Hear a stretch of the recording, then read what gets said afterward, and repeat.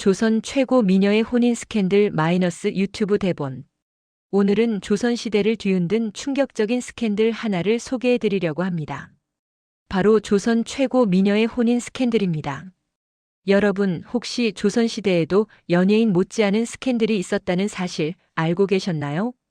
오늘 이야기할 주인공은 당대 최고의 미모를 자랑했던 양반가의 교수입니다. 그녀의 이름은 역사 기록에는 정확히 남아있지 않지만 당시 한양 사람들은 그녀를 월궁선녀라고 불렀다고 합니다. 그런데 이 아름다운 여인을 둘러싸고 조선 최고 권력자들이 얽힌 삼각관계가 펼쳐집니다. 그리고 그 결말은 조선 사회를 발칵 뒤집어 놓았죠. 자, 그럼 지금부터 이 놀라운 이야기 속으로 함께 들어가 보시겠습니까? 본론 1. 미녀의 등장. 때는 조선 중기 한양의 북촌에 살던 양반가의 한 명의 딸이 태어났습니다. 이 아이가 자라면서 그 미모가 점점 드러나기 시작했는데 15살이 되었을 무렵에는 한양 전체에 그녀의 아름다움이 소문으로 퍼졌습니다. 당시 기록을 보면 그녀의 미모에 대한 묘사가 이렇습니다. 피부는 옥처럼 맑고 눈은 가을 호수처럼 깊으며 걸음걸이는 버들가지가 바람에 흔들리는 듯하다. 과장된 표현이 아니냐고요? 당시에는 여러 사람들이 비슷한 표현으로 그녀를 묘사했다고 하니 정말 보통 미인이 아니었던 것 같습니다. 문제는 그녀가 단순히 얼굴만 예쁜 것이 아니라 재능도 뛰어났다는 점입니다. 시와 그림에 능했고 검은고를 타면 새들이 날아와 앉았다는 이야기까지 전해질 정도였죠. 오늘날로 치면 외모, 재능, 집안 배경까지 완벽한 금수저였던 셈입니다. 당연히 그녀에게 혼담이 쏟아졌습니다. 한양의 내로라 하는 양반과 자제들이 줄을 섰죠. 그녀의 아버지는 이조판서를 지낸 명문가의 후손이었고 집안도 유복했기 때문에 혼처를 고르는 데 있어 까다로울 수 있었습니다. 본론 이 세 남자의 등장. 그런데 여기서 3명의 남자가 등장합니다. 이들이 바로 이 스캔들의 주인공들이죠. 첫 번째 남자는 좌의정의 아들이었습니다. 그를 김도령이라고 부르겠습니다. 김도령은 문과의 장원급제한 수재였고 외모도 준수했습니다. 무엇보다 권력의 중심에 있는 집안의 자제였기에 가장 유력한 후보였죠. 두 집안의 어른들도 이미 혼담을 진지하게 논의하고 있었습니다. 두 번째 남자는 무관 집안의 자제였습니다. 그를 박장군이라고 하겠습니다. 박장군은 무예에 뛰어났고 왜구를 토벌하는 데 큰 공을 세운 젊은 영웅이었습니다. 그는 우연히 한 시외에서 그녀를 보고 첫눈에 반했다고 합니다. 문관 중심의 조선 사회에서 무관이었지만 그의 용맹과 충성심은 왕실에서도 인정받고 있었죠. 세 번째 남자가 가장 문제였습니다. 바로 왕실의 일원이었던 대군이었습니다. 그를 이대군이라고 부르겠습니다. 이 대군은 왕의 서자였는데 왕위 계승 서열에서는 밀려나 있었지만 왕실의 총애를 받고 있었습니다. 그는 학문에도 조예가 깊었고 예술을 사랑하는 풍류남아였죠. 이 대군이 그녀에 대한 이야기를 듣고 직접 만나보고 싶어 했습니다. 하지만 왕실의 신분으로 함부로 양반가의 교수를 만날 수는 없었죠. 그래서 그는 한 시회에 몰래 참석했고 거기서 그녀의 시 낭송을 듣게 됩니다. 그 순간 그는 완전히 그녀에게 빠져들고 맙니다. 본론 3 갈등의 시작. 문제는 여기서부터 시작됩니다.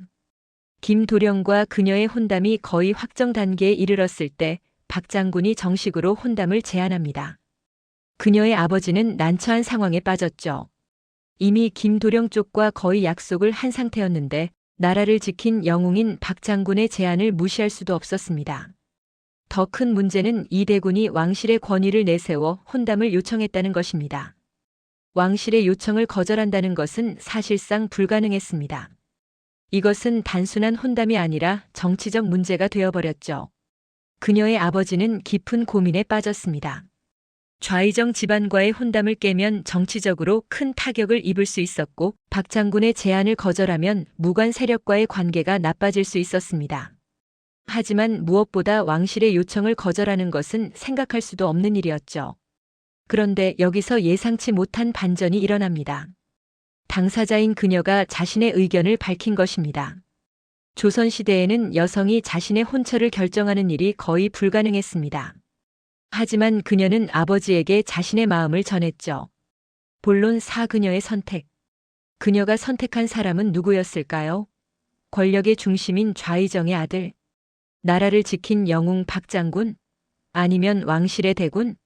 놀랍게도 그녀는 이 세 사람 중 누구도 선택하지 않았습니다. 그녀에게는 이미 마음에 두고 있던 사람이 따로 있었던 것입니다. 그는 가난한 선비였습니다. 그를 정선비라고 부르겠습니다. 정선비는 그녀의 집에서 그를 가르치던 훈장의 조카였습니다. 그는 비록 가난했지만 학문에 대한 열정이 대단했고 무엇보다 순수하고 정직한 사람이었습니다. 그녀는 우연히 정선비와 몇 차례 대화를 나누면서 그의 인품에 감동받았고 서로의 학문적 견해를 나누며 점점 마음이 통하게 되었던 것입니다. 하지만 이것은 있을 수 없는 일이었습니다.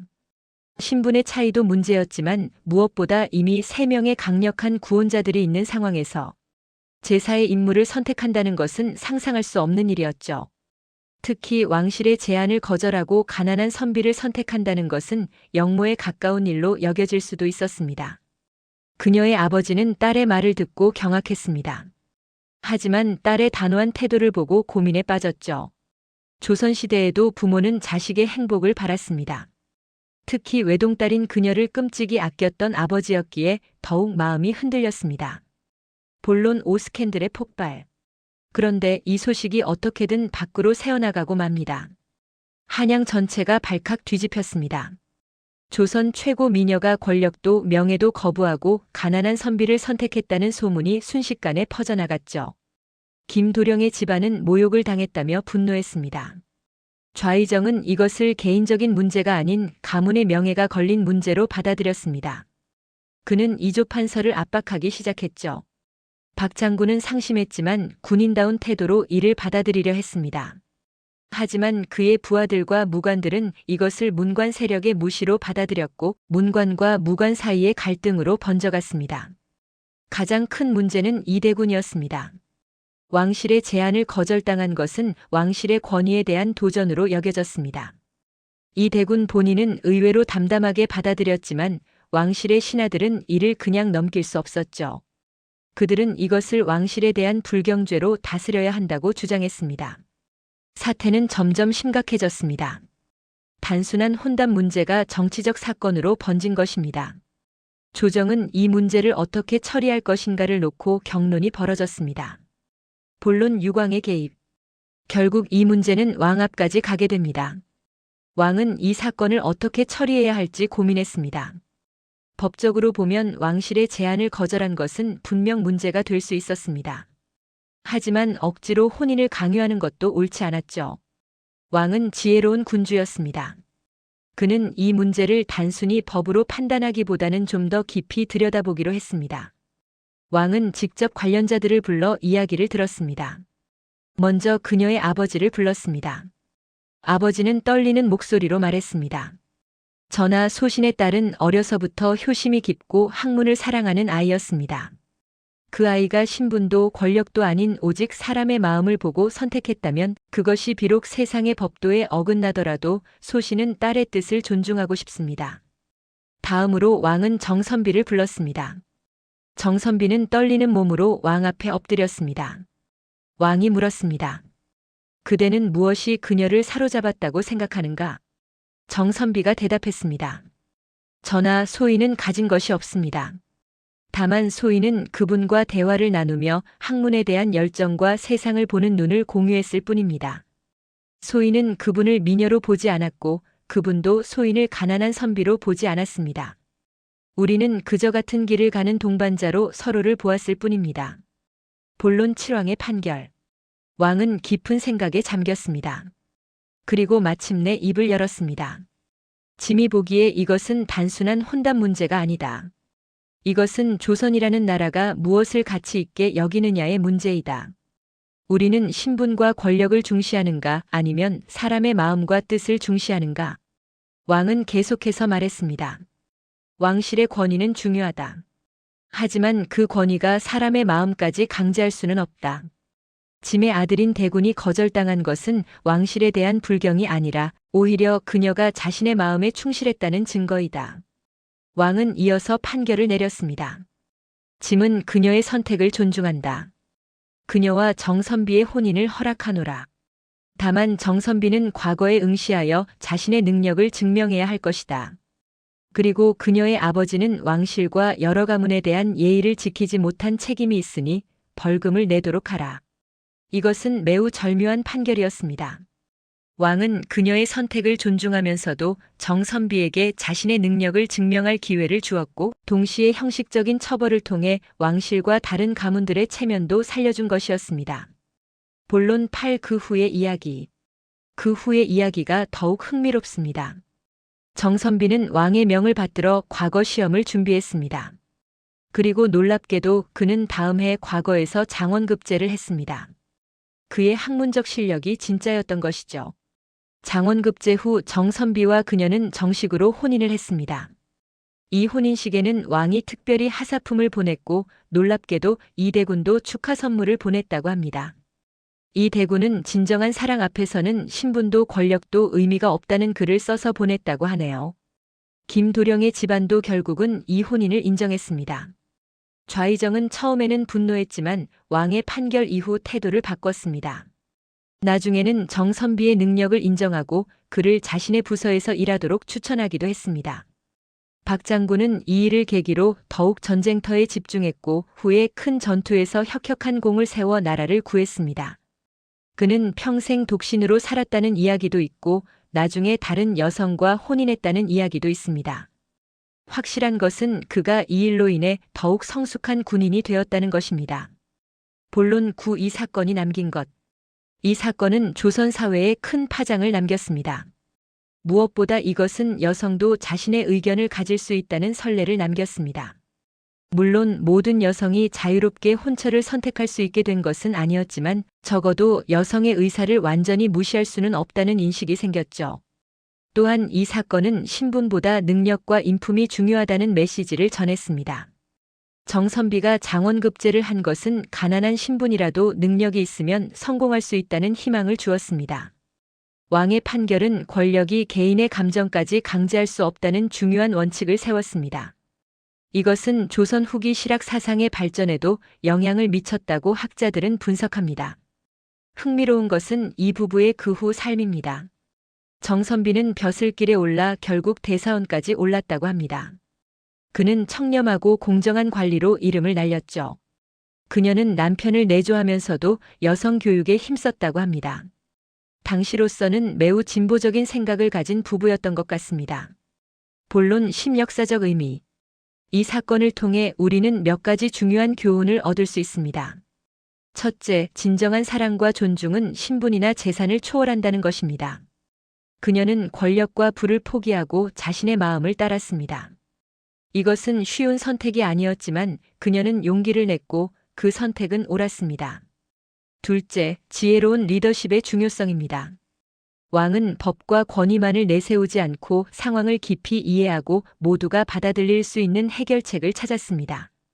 이것이 진정한 리더십입니다. 셋째, 변화는 용기 있는 개인으로부터 시작된다는 것입니다.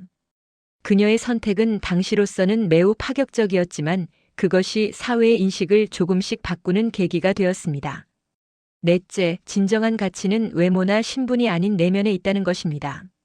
정선비는 가난했지만 학문에 대한 열정과 정직한 인품을 가지고 있었고 그것이 그를 성공으로 이끌었습니다. 결말. 이 이야기는 수백 년이 지난 지금도 우리에게 많은 것을 시사합니다.